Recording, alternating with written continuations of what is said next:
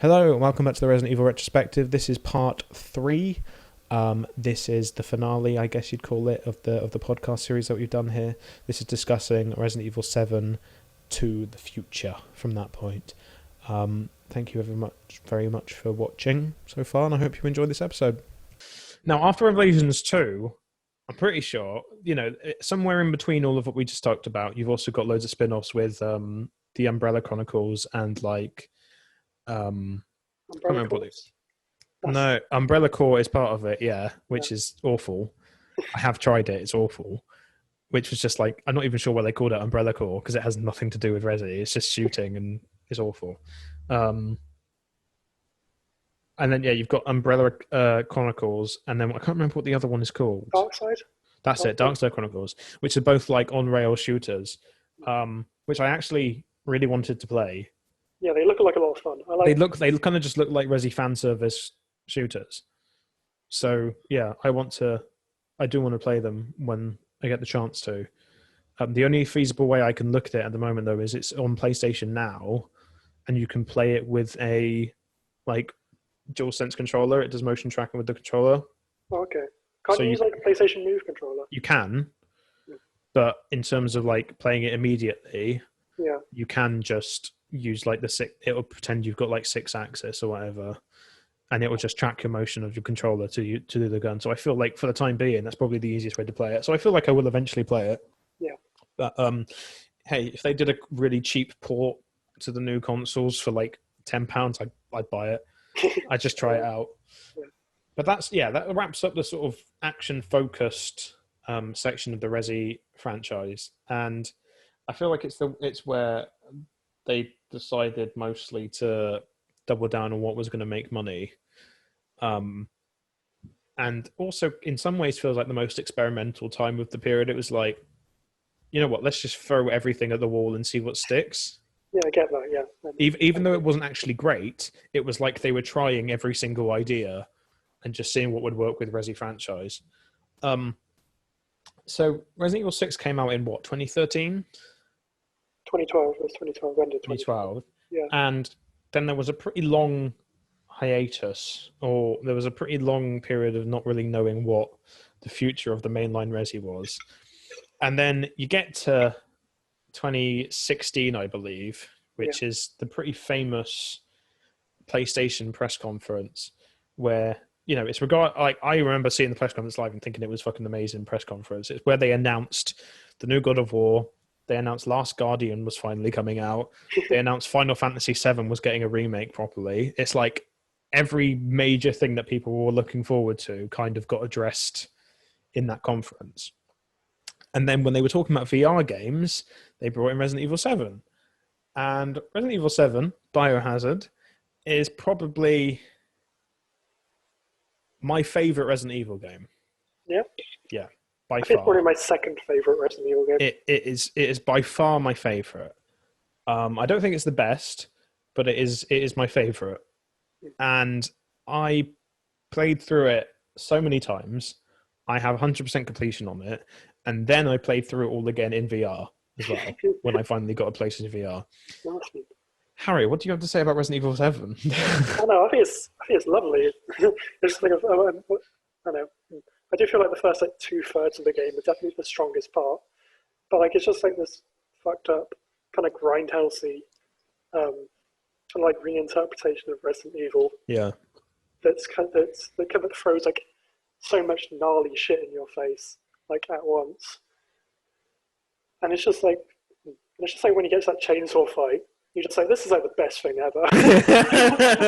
You're playing the chainsaw fight and you're just like, I remember you're slicing into Jack Baker and you're like, this is fucking amazing. Yeah. You're like, I'm so this guy who's been constantly coming back to life, I'm just getting to chainsaw him into bits. It feels fucking amazing. Resi 7, I think, was actually the first Resident Evil game I finished all the way through. It wasn't the first one I played, but I think it's actually the first one that I was like, this is fantastic, I'm going to finish this. And then I even platinumed it and all the rest of it because I loved it so much. It's a really great game. And in many ways, a lot of the Resident Evil franchise feels influenced by B-movie cinema. Yeah. 7 feels influenced by sort of horror icons.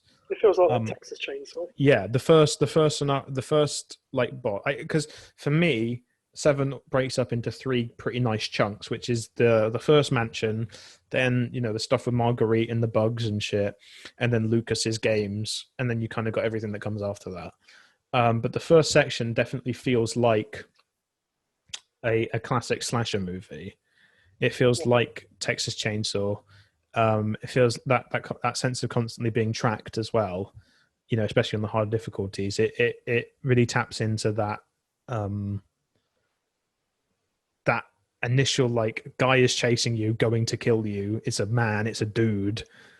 Scenario. And also, I remember reading that like apparently being chased around the house by Jack Baker and him like calling out trying to find you, they had some like feedback that was really triggering and like panicky for people who'd like gone through actual like domestic abuse scenarios or things.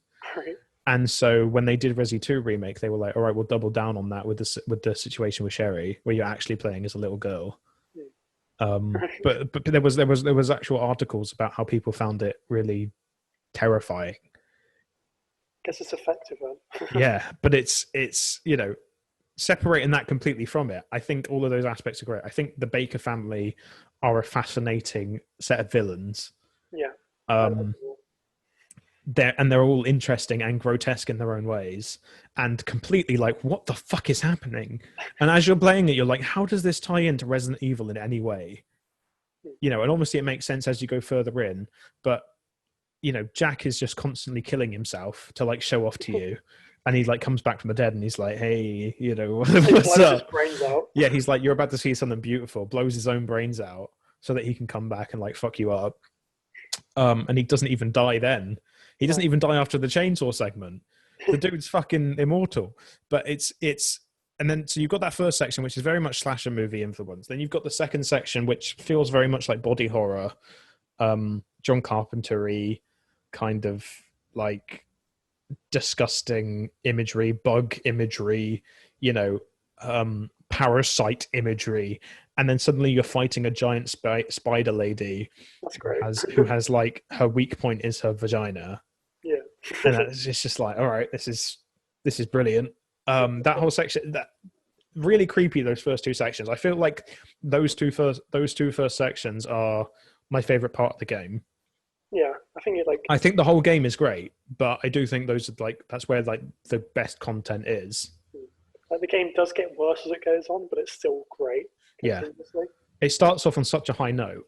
Yeah, and obviously you can't forget that the intro to the game is your wife chasing you with a chainsaw while you shoot her in the head. I love that. Yeah, he chops your fucking hand off. Like in the opening like hour, it's just insane. You're like, what the fuck is happening? And it's great that they managed to do that, because Resident Evil up until that point had become such a predictable franchise. And it was like, oh, I see where this is going. And then suddenly you were dropped in a scenario again where everything was weird and terrifying. You're like, what the fuck is happening? I played the whole thing with headphones on, and I had the time of my life. I was playing it at like 2 a.m. with headphones on, and I was like freaking out. And I was like, "This is great." And I think making it a first-person game as well, obviously, was one of the big changes, because it was the first. It's up until this point, it's the only released first-person mainline Resident Evil game, and I think that change actually helped it quite a lot, because it makes it feel fresh and distinct from the other games, and also it just makes it so much more claustrophobic as well. It must be like see all that gnarly shit so so close up. Exactly, the gnarly vagina bug lady. There's also that one bit where you there's also that one bit with the cop's like head. You have to like stick your arm inside him, just like get the key out.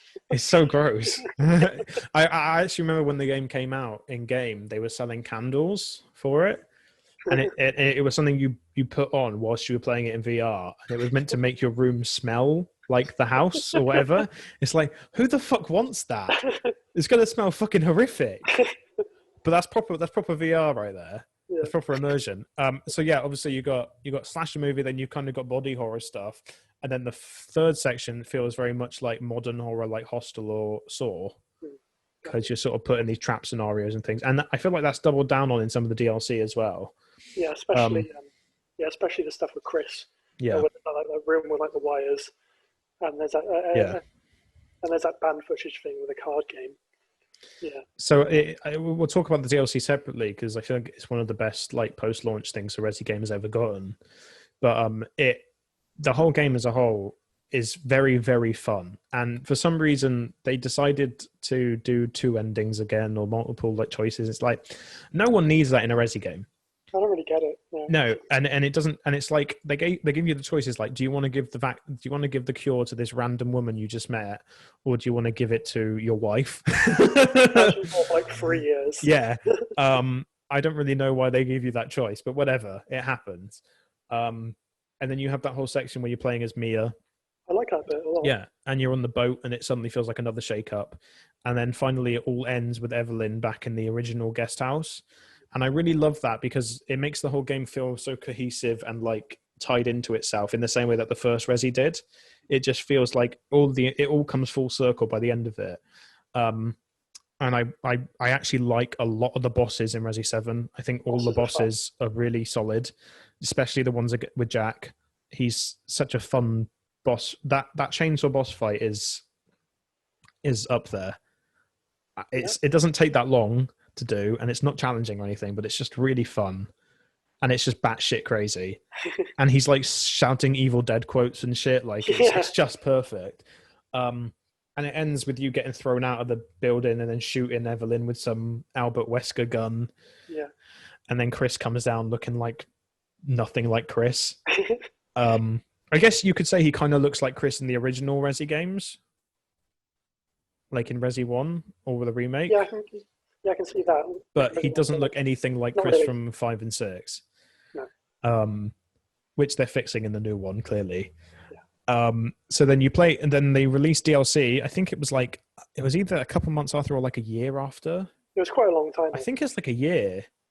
Because they were like, because they were working on it, and then they were like, it's just not good enough, so we're gonna delay it a bit until it actually feels like a sizable chunk of story content or a decent, like it's worth playing.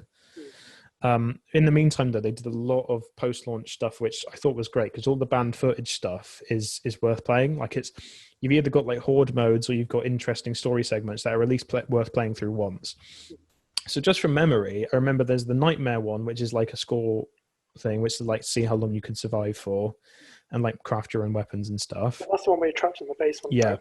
That one's really good. I like that. Then you've got the one where you're playing, you're trapped in the bed, and Marguerite is bringing you like food, and you have to figure out how to get out of there. You have to, and each time you eat it, you like throw up. Yeah. Disgusting. You cough up blood. It's great. And then you have to like change the room back to. It's just a really unique thing that they managed to do in that engine. It's great. And then I think in that first one, I think the first banned footage pack was just those 2. I think there was also like an Ethan Must Die. That was it. Then it's Ethan Must Die, which is like ridiculously difficult, super hard, like quick playthrough where you have to kill Marguerite at the end, and it's like you die in one hit. I didn't play that. I mean, I have played it. I got to Marguerite at one point. I got to the final part of it, and I died. And I thought, I don't have the patience for this. And then the second banned footage pack, you've got like Jack's birthday, which was weird, which is just again like a score attack, very funny, goofy Resident Evil thing where you're like getting him like cakes and snacks to eat for his birthday. And then probably my favorite one is the Blackjack one with that's great. I love that one. Yeah, it's with is his name Isaac? What's his name? The third dude, their son. What the fuck is his name? Is Isaac right? Isaac sounds right. I don't remember. No. But anyway, you've got Jack, Marguerite, and the other dude. But you got the whole Blackjack minigame, which has a narrative to it as well, where you're playing it. And I actually played tons of that minigame beyond that. It's really addictive. I was like, it's really fun, and it's kind of absolutely horrific as well. You're playing, it feels very much like a saw trap in that moment. And there's one more, which I believe is the Daughters pack. Yeah, and you play Zoe. That's it. You play as Zoe before everything happened, and you see like the Baker family turning into the monsters that they are. Yeah. It's cool. It's a cool little segment, and that's all the banned footage stuff. And I think what I like a lot about it is like for a few of those packs, or most of them actually, you're playing as Clancy, who is the cameraman That's how you play as in the demo. Or Yeah, and also in like the flash. flashback of the VHS, because one of the big mechanics of this was you could put VHSs in and see like an environment and like, which is cool. It's great. It's really interesting. But you're playing as Clancy because it's like it's trying to show his like narrative, which is like he escaped Marguerite's bedroom, then he went downstairs and fought things in the basement, and then like he got kidnapped by Lucas, and then you fight, you doing all the blackjack stuff with Lucas. And I was like, and then all of it sort of ties in, apart from Ethan Must Die and the birthday thing, which is just wacky shit.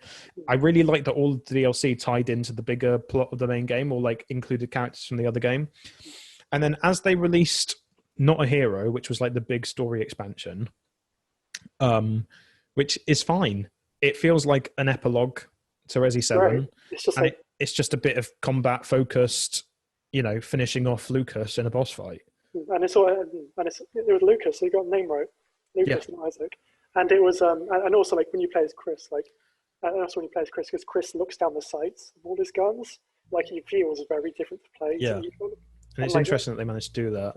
Yeah, and it's like and there's also upgrades you can get, and it's like a really fun time. It's a great thing that was just a free extra.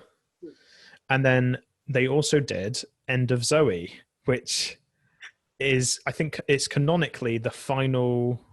Yeah, it is. Yeah, it's the final part of the Resi 7 story. And it is batshit insane. I love it. You're playing as some like redneck guy who lives in a swamp like shack, and you throw spears at crocodiles, and and then you fight everything with your bare fists. And then the ending part of it is you get like a massive like electronic glove, which you can boxing match with Jack. And he's his brother. Yeah. He's the brother of Jack, and you're getting in the boxing match with Jack. It's fucking insane, and it's super fun. And you do like wrestling moves on these alligators. It's so much fun. I think End of Zoe it's kind of like them being like, where the fuck can we take this? And they take it in such a weird direction, and it's insanely fun. I think in terms of evolving the first person combat, there's a middle ground there where you can have, that hand to hand combat, but also having like the shooting. Yeah. If you can get a few shots off, and then if you're playing as like a muscly guy, you can just like bash him on the head or something and carry on moving. I reckon if they do have a playable Chris section in Resi 8, he'll definitely have some hand to hand sort of move or something. I'm very excited for that stuff. So after Resi 7, suddenly everyone was like, that was fucking great. It didn't do as well for them financially. It sold like 10 million copies. Yeah. It's something good now. But I think they were just like, we don't really care because we know what we're doing. And there'd been talk for a very long time that they were going to make a Resident Evil 2 remake. And then at the PlayStation conference in 2018, which I think is where they first showed off the Last of Us 2 gameplay, and they showed off Ghost of Tsushima, they also had the trailer for Resi 2 remake. And it looked absolutely amazing. And it was a third person, not action focused, but a third person horror remake of Resident Evil 2. And in many ways, Resident Evil 2 remake is a lot more reminiscent of Dead Space than it is of itself. It feels more Dead Space than Resident Evil 4. Yeah. Yeah. And I think it's interesting that, you go that far that something took inspiration from you and then suddenly you're taking inspiration from it. Resident Evil 2, in my opinion, is the best Resident Evil game. It's my favorite Resident Evil game. It's the first one I played. It is the best one, in my opinion. I wouldn't necessarily say it's like the quintessential one, because if you really want pure Resident Evil, I'd say probably like the remake. Yeah, but in terms of the best, in terms of the gameplay is satisfying, the exploration is satisfying, the whole game is consistent. It's got masses of replay value. All those bosses. Yeah, it's the best Resident Evil game. It's fucking flawless, nearly. The only thing I don't love about it is the fact that the two playthroughs aren't different enough for me. I get that, yeah, and it's also because the original Resident Evil 2 had like Chris and had like Claire and Leon talking quite a lot. Yeah, talk over like intercom or something. And I kind of wish remake had some of that, but like that's really about it. It's I just wish that the two playthroughs were different, more different. So there was more incentive to replay them, do the A and B scenarios of each. But it's not enough of a problem to hold it back, because I think Leon's campaign alone is such a great experience. And it's such a good length as well. So neither of the playthroughs get boring. It's fucking great. Resident Evil 2 is so good. It's just like that RPG. Like the first time you get in there, you're like kind of overwhelmed. Yeah. You're like, oh shit, all these doors are locked. And it's just slowly learning to, okay, this goes here, that goes there. And going back on like repeat playthroughs, like blasting through the whole thing, and like half the time it took you the first time, you're like pulling off headshots, and you're like running around Mr. X. It's just so satisfying. And the way they leveled up as well with like the Resident Evil engine. It's not the Resident Evil engine, the RE engine, which is the Reach for the Moon engine.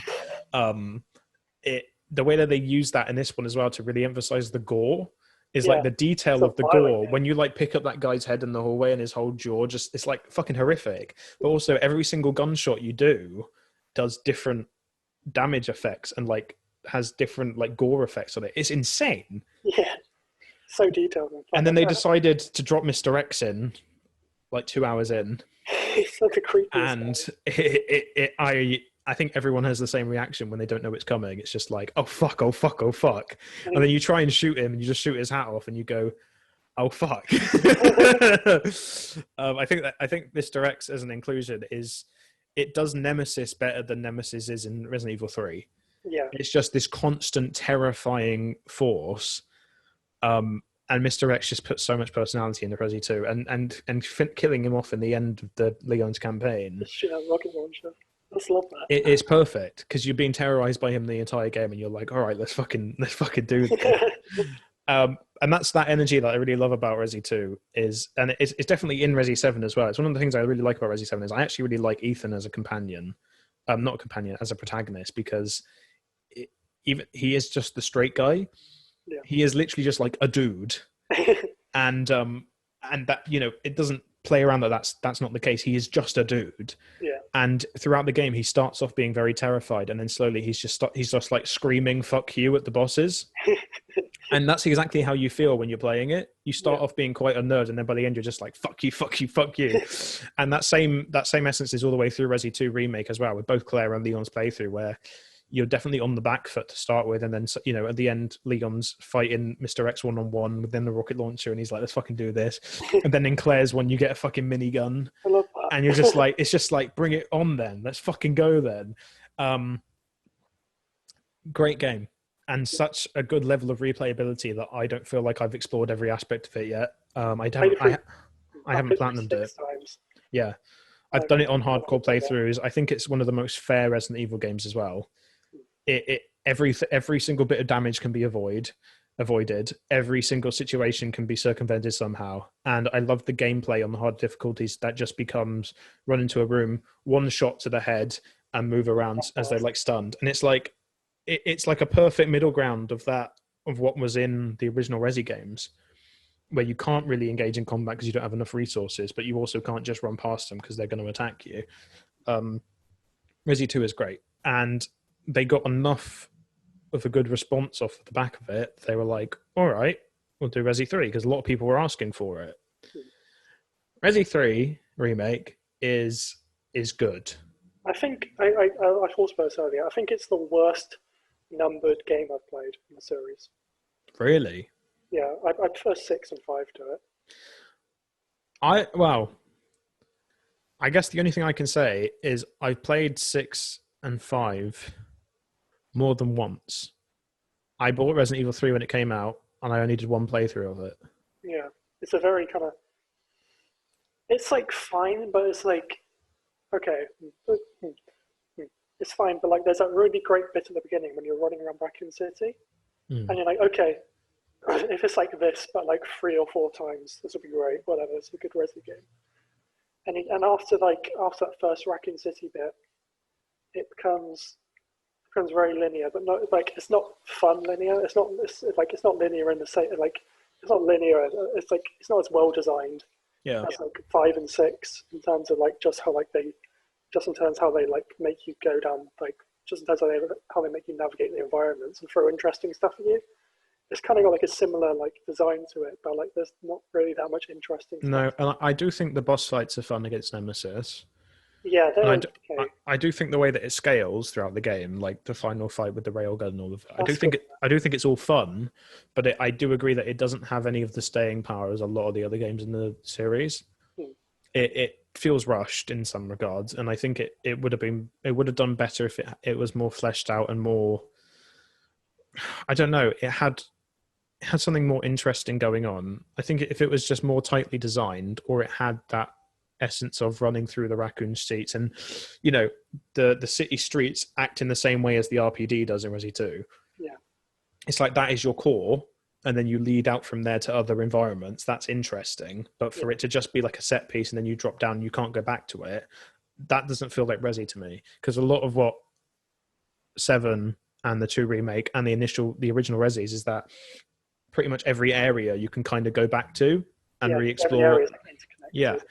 Yeah, and that's kind of what makes it satisfying. I definitely remember having a good time with 3, and I played it and I liked it, and because it's the same combat, but I do think it's lacking in a lot of areas, and I think when you look at Resident Evil 2, which clearly took them a long time, but was also just like such a fantastic ode to survival horror as a whole, it feels like such a great reinvention of what Resident Evil could be, and just like the bosses, all of it. It's just a fantastic time. And then you kind of go to 3, and it's kind of like a one and done, kind of forgettable. it just feels kind of cheap and like Yeah, not even like cheap. Just feels kind of like and I just do like it though. I think I will replay it. I'll give it another shot, and I'd like to play it on harder difficulties as well, because I do feel like it was a bit easy, especially once I got good with Resi 2 controls. So that was the last full Resident Evil game to be released, which came out March last year. early April, I think. But yeah, So now the last Resident Evil thing we both played are the 2 demos for Village, hmm which is coming out as of right now in like 8 days. yeah, we're a week and a day. Comes 2 days, out, yeah. So this time next week we will be waiting for it to turn up in the post. pretty much. Yeah, I ordered mine from Amazon, so I hope it turns up a day before. I'd be very happy with that. But I am very, very excited for Village because of how much I love Resident Evil 7. yeah. And it is a direct sequel to Resi 7. It's just yeah. That's because the main thing I got when I was playing 7. The main thing I got when I was playing the demos for 8 was this is just 7, but like amped up Yeah. quite a lot in terms of like combat and just like, and also just like there's also just like just running forward and vaulting over stuff. You only have to press a button. It's just like instant and swift. Yeah.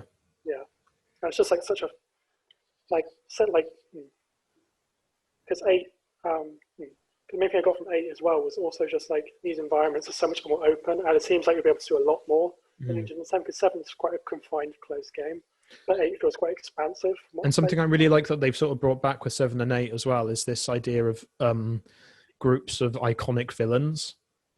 Lady Dimitrescu, or whatever, how I know him is pronounced in the game. I think he just calls her Dimitrescu or whatever. She has become so iconic already, and the game's not even out yet. Yeah. Obviously, she's going to become like some horrific beast halfway through the game. Yeah. But Sure, I'm really excited to play it because already you can start to see the character of what the game is. All I want is I want a sword fight in the same vein as the chainsaw fight in 7. I just feel like it would suit it. But yeah, if you're definitely right with what you said earlier, if Resi 7 was a really solid, reinvention of what Resi 1 was, this definitely feels like a reinvention of Resi 4.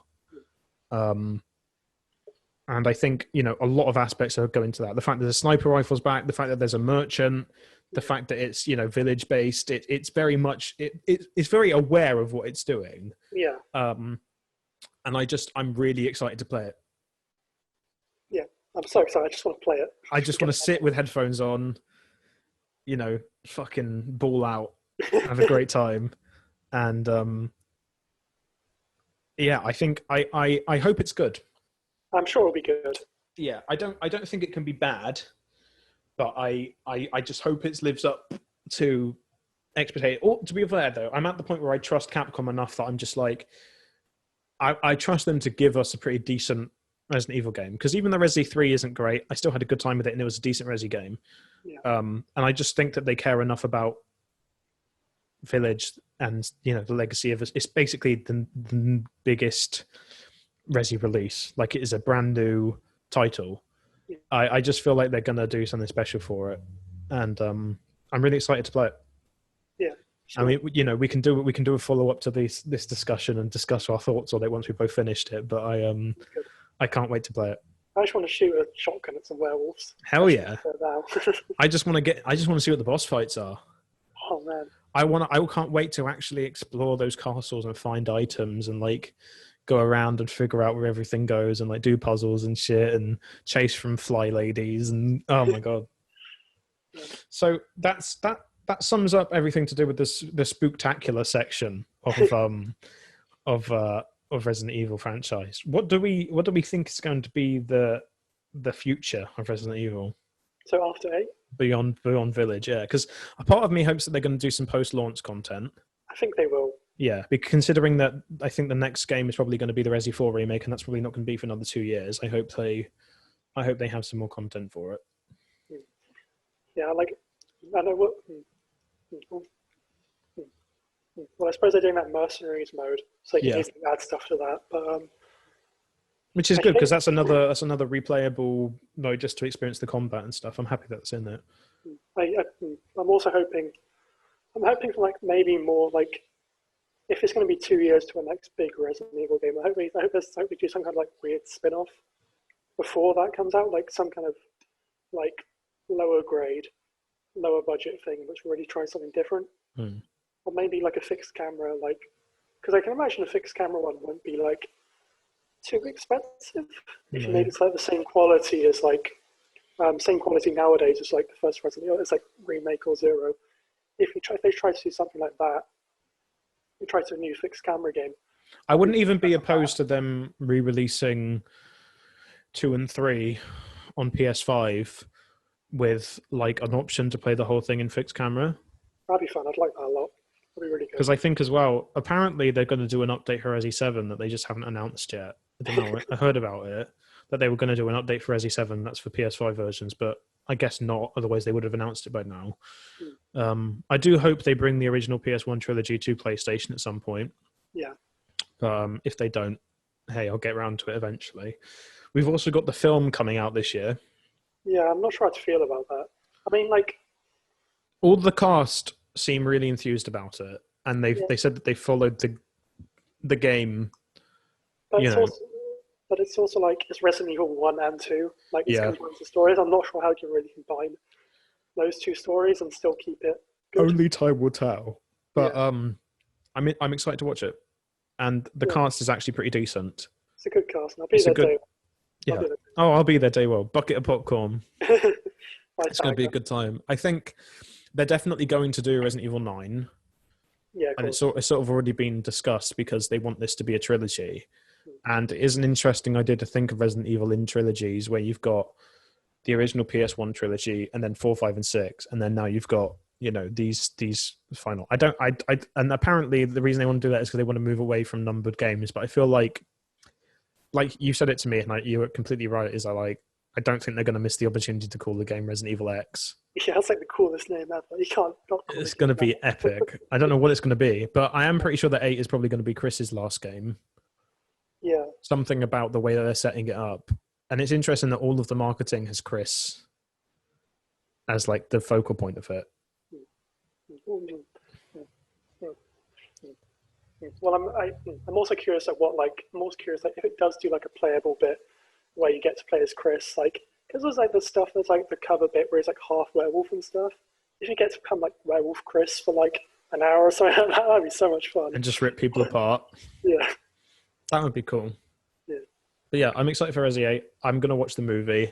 And for the inevitable Resident Evil 9, that'll probably release in about 5 years. I'm interested in that as well. I think we will reconvene once we both finish Resident Evil 8. And we can have a big chat about that. I'm sure we'll have a lot to say. Yeah. But other than that, we've managed to discuss the majority of the Resident Evil franchise in about 2 hours. So I'm happy with that. Harrison, thank you for joining me today. It's okay, anytime, and it's been a pleasure. Been a pleasure to be a guest on Resi at the laptop. And I will see you on the next Angry Joe show, dear listener, viewer, on the next PewDiePie, whenever we discussed Resident Evil 8. Yeah. Thank you for watching and listening, all 10 of you, maybe. Goodbye. Had a good time. So that concludes the Resident Evil retrospective series. I hope you all enjoyed it. We will be back again, as I said in the video, when we both finish Resident Evil Village. So thank you very much for watching and listening. I appreciate anybody who actually cares. Have a very good day.